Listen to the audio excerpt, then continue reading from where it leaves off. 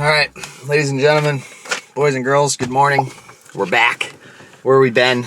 We haven't uploaded a video in a week, and I've been back in the US from that Nicaragua trip for probably like 2.5 weeks, almost 3 weeks, and I haven't even uploaded a new video. I just got to break down what you're gonna watch for the rest of this 15-minute video here. I just finally caught up on all the footage that I've had. I have so many backlogged things, and to finally be caught up is really nice, but I gotta explain how over the past 2 weeks, I have turned down some of the most amazing opportunities because I just needed to reset myself, realign myself. And as I was claiming in Nicaragua, my mom was coming to visit in Southern California. We really only get like 2 or 3 times a year with her, where me and my brother get to hang out and spend the time that we really love to with family. So I legitimately turned down. Somebody hit me up and told me that they had an open spot for a Mentawai trip in Indonesia. And I told myself, I'm going no matter what. On the drop of a dime, we're gonna make it happen. And after looking at my finances from this entire summer and just doing the math, it probably would have costed around like $5,000 or $6,000 from round trip flights for myself, plus a filmer, plus paying for a filmer, plus paying for another filmer's food and everything to go on the boat, and the travel and the board bags and all of the hidden fees that come along with insane travels like that. And then I was also going to go to Switzerland, and I put that on hold. I was going to go on a East Coast strike mission to the Outer Banks. There was like heavy swell rolling in, and there's just so much going on in my head. I have so much potentiality and opportunity all the time. So to make a decision seems overwhelming when you can almost do anything. And I just basically put everything on hold, and I said, I'm not even going to think about it. I'm not even going to worry about it. I'm just going to kick it with my family. I'm going to work out. I'm going to take care of my body. I'm going to do everything that I need to do, that I know that I should do, to just like reset myself and realign myself for this winter, because we're coming into preseason and it's going to get so heavy. There's going to be so many openings. We're going to be traveling like crazy back and forth, trying to keep up with the surf swell and the snowboarding and all of the preseason stoke going on, to take this 2-week period, which has only been 1 week for you guys watching the videos, and just hang out with fam and take care of myself has been so heavily needed. So I got a montage that you're about to watch right now for the rest of this video, which is basically all clips that my brother recorded. I put my camera away. I put my Instagram away. I took like a week off of social media, and I just surfed with my brother. I hung out with my mom. We went on hikes. We went on missions to go see so many sunrises and sunsets. I was at the gym at 6 a.m. every morning taking care of myself. I was surfing multiple times for the first time in, I want to say, almost like 5 or 6 years by myself with no camera, and at some points with nobody else even around, which is like so insane for me because I film and I document everything. And with snowboarding, I don't think I would ever go snowboarding without a camera, even a GoPro, but I'm like so hyped on surfing and the progress and the feeling of it and just the energy and the emotion of being out there by yourself, that I was out there stoking, working on stuff and like going for crazy like rock gaps and just things that you don't think that you would do if you didn't have a camera, and just shows how much I was loving surfing. I got to link with some old friends.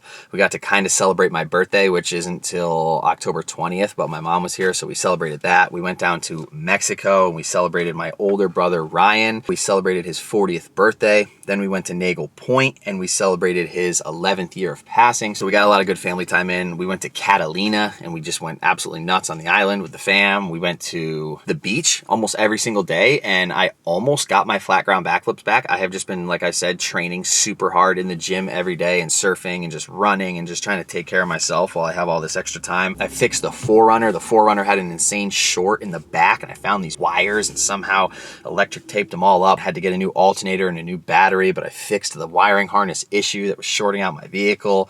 I've been doing oil changes on the rig. I got 2 new surfboards somehow, which is wild. I caught up on edits. I sold the Tortuga. If all of this accumulation was just to sell this freaking piece of crap that I loved so much, the freaking Tortuga is gone, ladies and gentlemen. That is just a moment right now to just be grateful for and praise, because I want to say I probably lost like $20,000 on that. And sometimes in life you just take major L's, but if you learn, hopefully you can pass that knowledge on to somebody else and hopefully you'll never do it again. But I got rid of the biggest burden in my entire life. So I don't have to pay for moving that. I don't have to pay for the junk fee, the impound fees every time it gets towed. I don't have to pay for emissions, smog, registration, late fees, taxes, none of that. The Tortuga is officially gone. The last thing I wanted to say is I literally lost over 23 pounds in 50 days. I'm like over 50 days into the 75 hard, and the next video I want to do I'm gonna break down some of the things that I did to lose 25 pounds in 50 days so that I can help you guys for preseason. If you're trying to get in shape, I got so many tips and so many things I can help you guys with. So just drop some comments on this video. Anything that you wanna see in the upcoming videos, I'm gonna get back to cranking these out. I wanna do a lot of preseason workout, health, tip, fitness stuff, gear reviews, everything that I can as we're coming into this preseason to dial you guys in. We've also got a bunch of new merch designs in the works. So this time off, I've been able to just try to set myself up for this winter. And I really want to explain to you guys how important it is to reset, take some time for yourself, go to your favorite place, go by yourself. You're not always going to have people that are down to do things with you. And when you're by yourself, you can just hone in. You have nobody to answer to. You can listen to so many ebooks. You can read real books. You can go to sleep when you want. You can make all the food that you want in your schedule. And it's just nice to really be in tune with yourself and your thoughts and get dialed in on meditating and everything that you need to, everything that you've been putting off. So stoking right now, this season's about to be insane. The next like 10, 15 minutes of footage that you're going to watch, like I said, is one, recorded on an old camera that my brother bought recently, one of those old vintage that you can just zoom in and out. So it's going to be like low quality, but it's really sentimental. And we got a Catalina trip, a Mexico Nagel birthday trip, a Nagel Point trip. And then I really want to let you guys know that the final like 8 minutes of this video is actually a burial. It is my grandma's funeral from like a month and a half ago. I've been waiting for a moment to put this into an edit. As I share my entire life with you guys, it's always kind of interesting to share something like that. But if you saw my grandpa's funeral, my grandma passed a month and a half ago, 2 months ago, and we celebrated her life and we went to Florida. We visited my family, and I felt like this was just the perfect video to put it all into because it's just a good, loving, energetic video. And I just really want to let you guys know, if you don't want to see a funeral, that's how this ends at the end. It's not anything gnarly, but it is a beautiful ceremony, and I'm grateful to share this with you guys, grateful to share this time with my family, and I hope you guys are all just harnessing and cherishing those moments when you're with your friends, when you're with your family, and when you're taking care of yourself, because it's all we got is this life, and to share mine with you guys is a dream come true. So hope you enjoyed this video. Hope you guys are stoking out with the fam, and we will see you in the next one for the dream. Whew.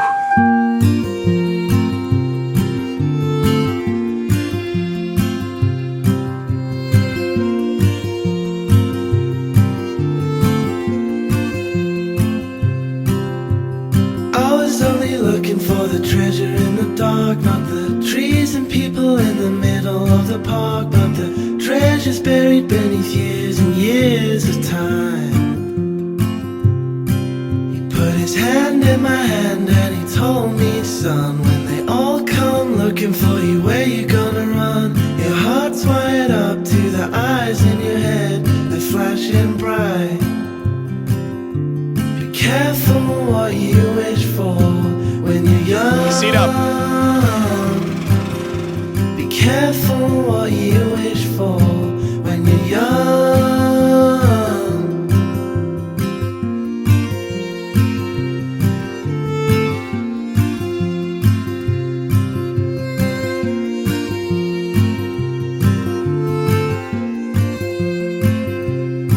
I signed a deal with the devil and he took my soul to a room with a table in the dark and cold. I signed my name just the same as I'd done on the line before. I was in the middle of the cliff and the sea, with a ditch right behind me that the bitch couldn't see. She came right at me with her teeth and her dress, and they both fell. Be careful what you wish for when you're young. Be careful what you wish for when you're young.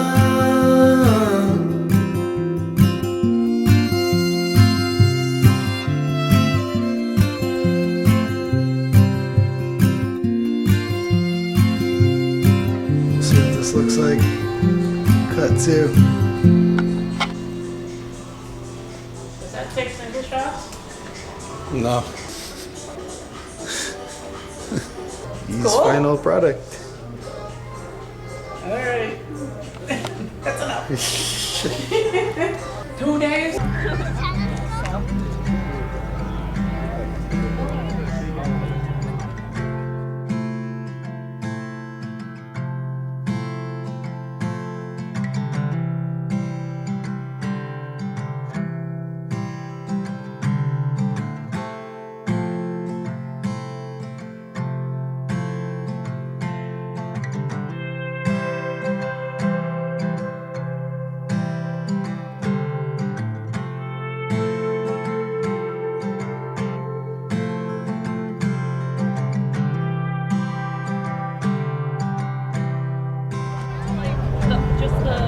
YEWWW. He showed up about Casey.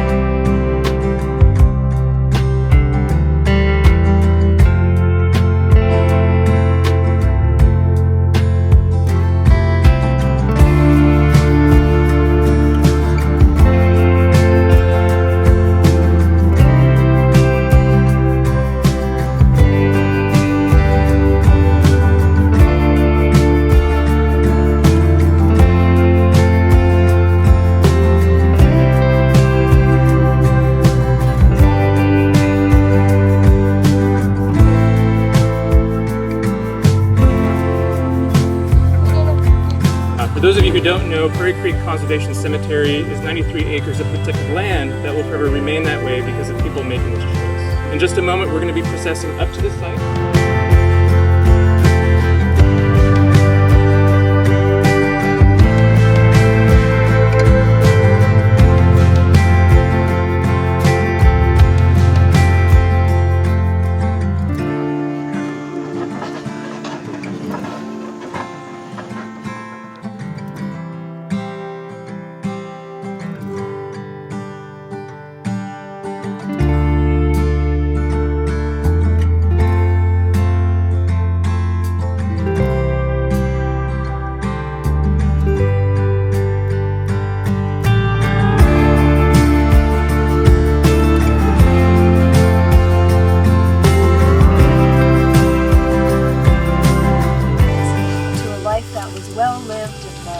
Frances was born in Oneiko, Connecticut at a birthing home in 1936.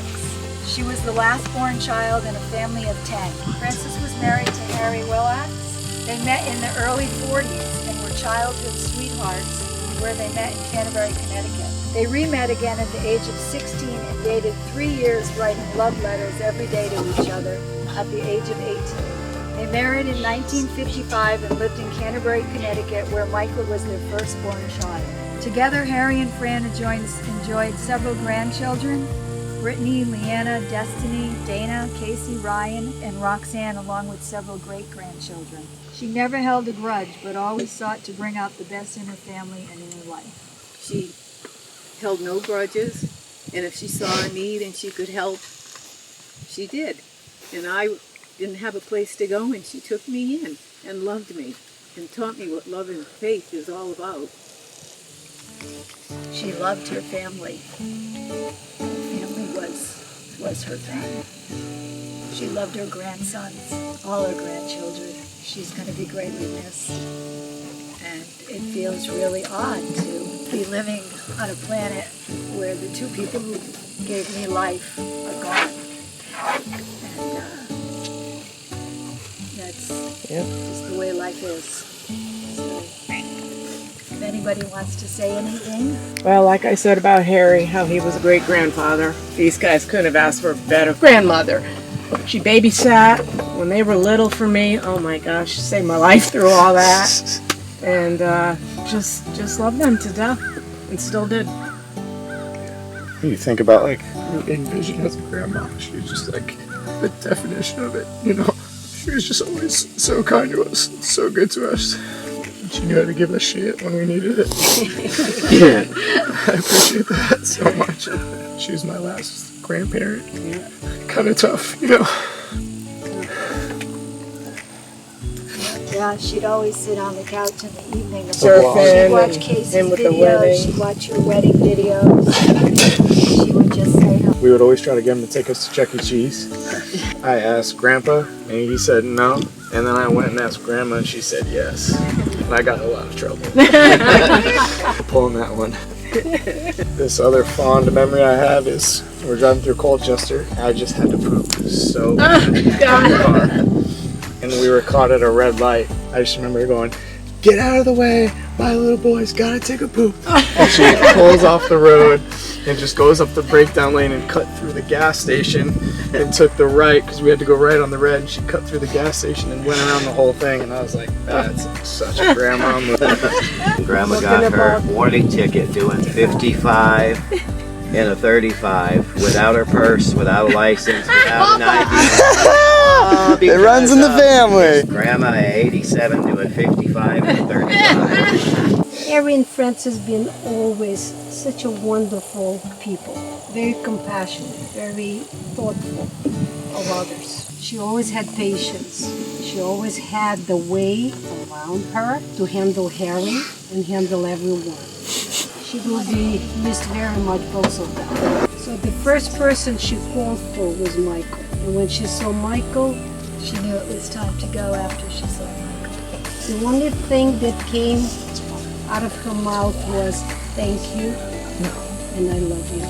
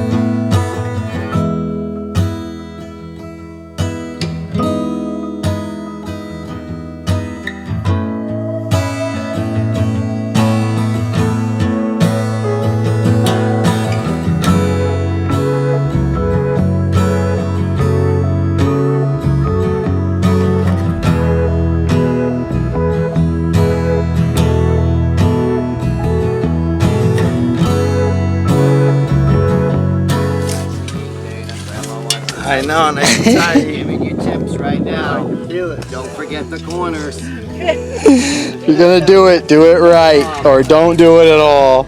No kidding. Exactly.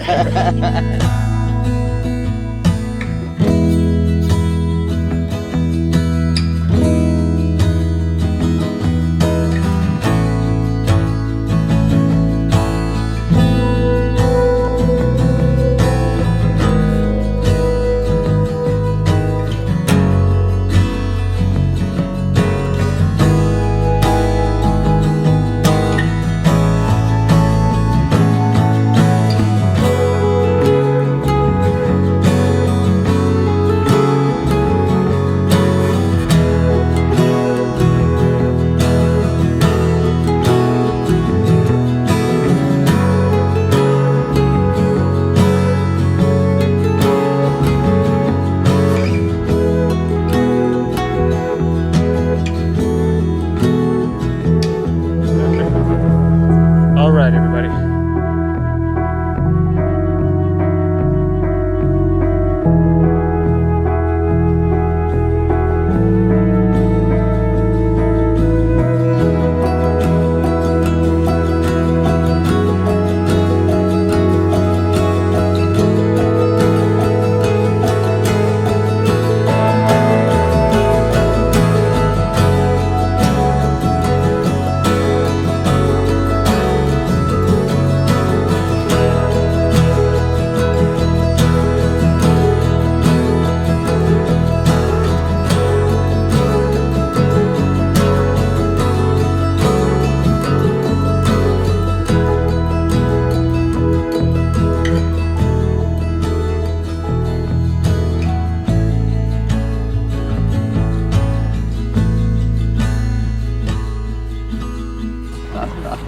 guys. Love you too. We're gonna miss you. Thank you for driving all that way Yeah, thank you for everything. just to see me. Had an amazing time. I told you you'd be crying. No, I'm not. I'm not gonna cry. Want to ride?